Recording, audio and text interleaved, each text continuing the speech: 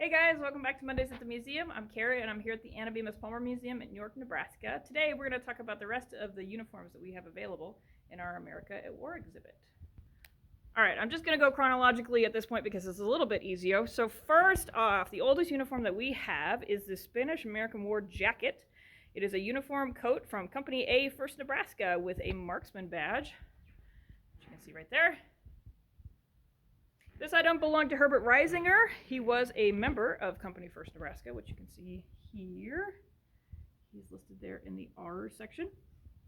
Reisinger passed away in 1949 and is buried in Greenwood Cemetery in York, and this item was donated by Mr. and Mrs. Herbert Reisinger. Moving on to World War I, we have this jacket and uniform set. So the overcoat, jacket, hat, and pants all belong to Emil Meyer. So he enlisted in 1918 and was discharged in 1919. He also registered for the draft in World War II but did not serve. Emil passed away in 1983 and is buried in Deschler Cemetery in Deschler, Nebraska. These items were donated by his son Elmer, who did serve in World War II. Got the buttons. Moving on, we've got an Air Force uniform here. This item belonged to Fred Scherbacher. Fred enlisted on December 14th, 1917. He was discharged January 21st, 1919. Passed away May 9th of 1980, and he is buried in Greenwood Cemetery in York, Nebraska. This item was donated by Fred himself. Check out that really cool medal there.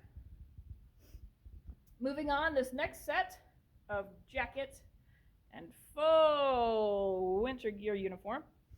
These items belong to Richard A. Nolan. They are Army uniforms, and these is probably my favorite uniform out of everything in the collection. Obviously, you've got the jacket with the patches there. But my favorite thing about this is, you're wearing this in all different weather conditions. So you've got the homemade hats to keep you warm. You've got the homemade vest underneath. You've got the leg wrappings because it's freezing cold. You've got gloves, but of course you can't shoot a rifle with gloves. So then they basically had to invent these so that they could have that trigger finger handy. Richard died in 1961. He's buried in Greenwood Cemetery here in York. These items were donated by Mrs. Leslie Wilson. Next up, we have an Army Battery B 67th Artillery CAC uniform belonging to Walter Moehring. He joined March 29th, 1919, and he's listed as a wagoner. He had kind of an interesting perspective on the war because his father was from Germany. He himself was born in Illinois, but just kind of an interesting perspective on things there. It was World War I, not World War II, but still involved in the war. Walter passed away in 1970. And he is buried in Greenwood Cemetery, and this item was donated by the Walt Moehring estate. And the really cool thing is, got the patch here, but Walt himself is featured somewhere in this photo, as it is a photo of Battery B, 67th Artillery CAC. It was taken in July of 1918. Next up, we have this uniform belonging to Evan Miller. He was a member of the Company L and the 355th Infantry. Evan was a farmer after the war and also a member of the York County Veterans Service Commission. He passed away in 1974 and is buried in Greenwood Cemetery. These items were donated by his family, so we've got the jacket with the patches, as well as the headgear, satchel, gas mask and bag. You've got the canteen, the belt, the hats, and he is featured somewhere in this photo. See Company L, 355th Infantry, in November of 1925.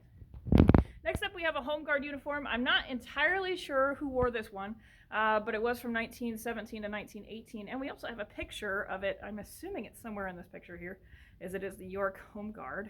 The jacket was donated by Shirley Caliph Holt Burnham, who was actually a former curator of the Anna Bemis Palmer Museum. Next up, we have a couple of Palmer items from Major Orlando Gray Palmer. As you know, he was involved in the Spanish-American War as a Rough Rider, but he was also a major in World War I. He was kind of a bigger dude, pretty tall too. See the full jacket and pants with the buttons here. Major Orlando Gray Palmer was in charge of the 320th Machine Gun Battalion in France in 1918. Passed away in 1950 and is buried in Fort Leavenworth in their National Cemetery in Fort Leavenworth, Kansas. And then we've also got this one as well, which comes with the hat And of course, the 320th Machine Gun Battalion button there. So actually that unit he was in charge of, it was 105 officers and 3,000 enlisted men. So pretty big dude there. We've already talked about our women in the military section last week.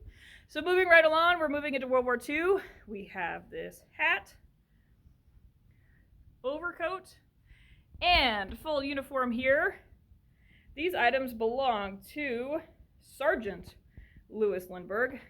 You can see he's got a medal here for driver of wheeled vehicles, and also a marksmanship rifle medal, and a good conduct medal. Lindbergh helped to build the Alaskan Highway after the war, passed away in 1999, and he's buried in the Stromsburg Cemetery. These items were donated by Judy Hedrick. Moving on, we've got an Army Combat Medic uniform from the 30th Division. It was donated by Mrs. Charles Wentz, but I'm not 100% who it belonged to. But it's just really neat because it's got all the ribbons and medals and the cord there as well. And you can tell it's the 30th Division because of the patch, the top patch in the corner.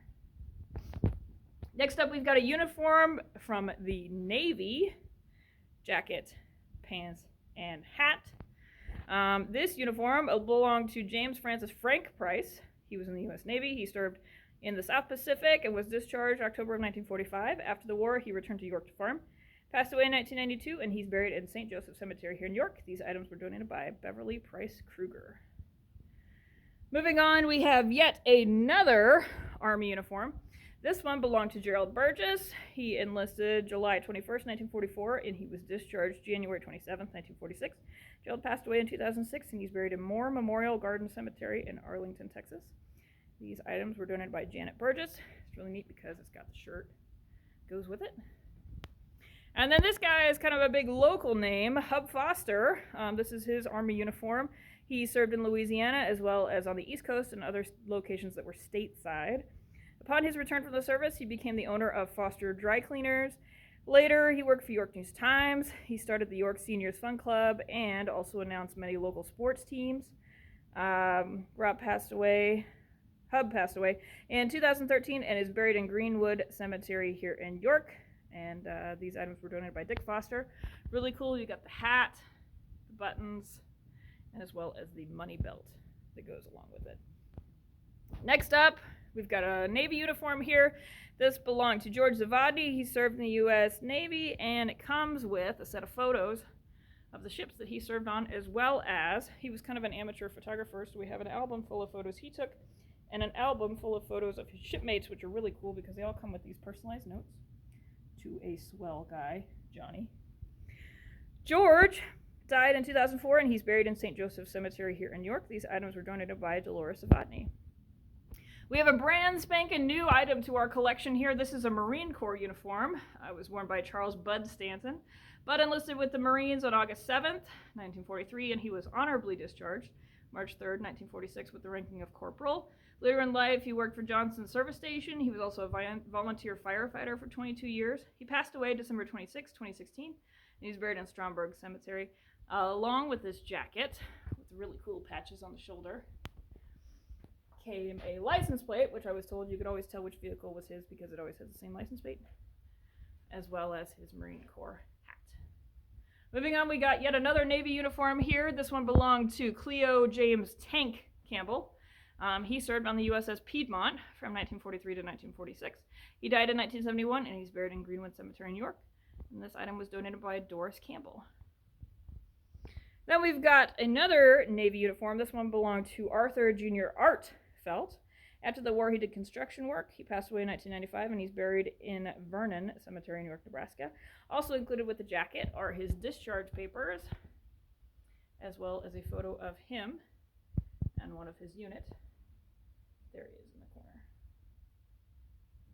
And last but not least, for World War II, we have a uniform from the 134th Volunteer Infantry, aka the York Boys of the 35th Division.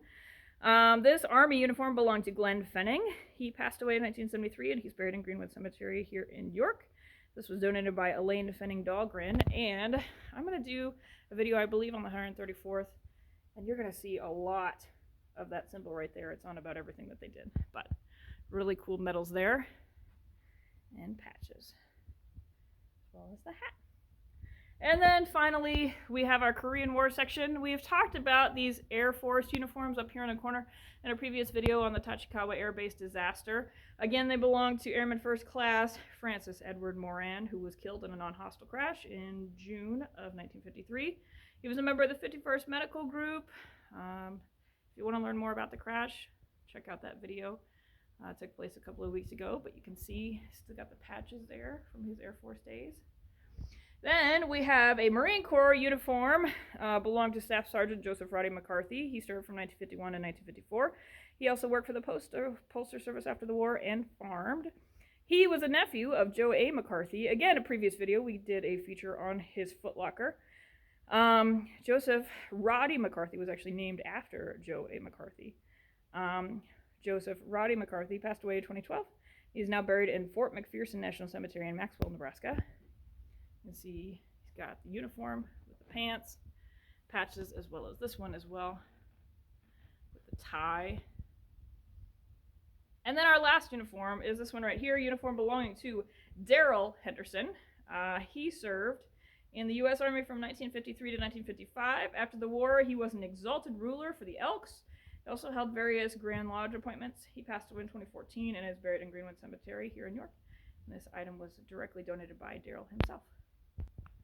So those are the rest of the uniforms that we have in our World War II, World War I, Korean War, Spanish-American War sections here of our America at War display. If you want to take a closer look, make sure to swing by. The exhibit will be available for viewing until February 29th, 2024. See you next week.